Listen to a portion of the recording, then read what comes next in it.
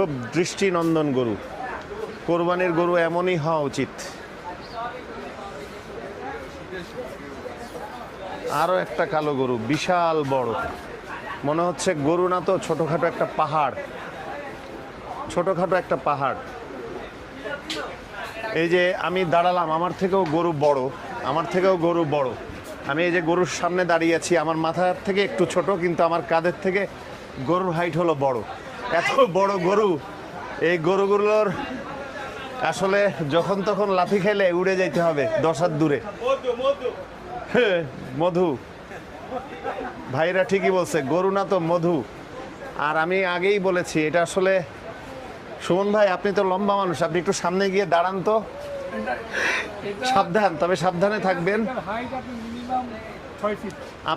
আপনি প্রায় 6 ফিট লম্বা। আপনি আর একটু এইভাবে একটু দাঁড়ান। হ্যাঁ, আপনার কাঁধের থেকেও গরু বড়।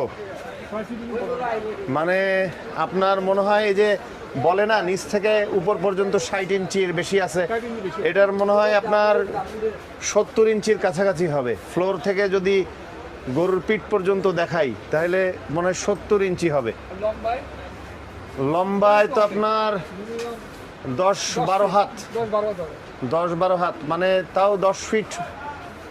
হ্যাঁ, 10 ফিটের কম না, মাথা সহ। চমৎকার গরু, গরু না তো আসলেই মধু।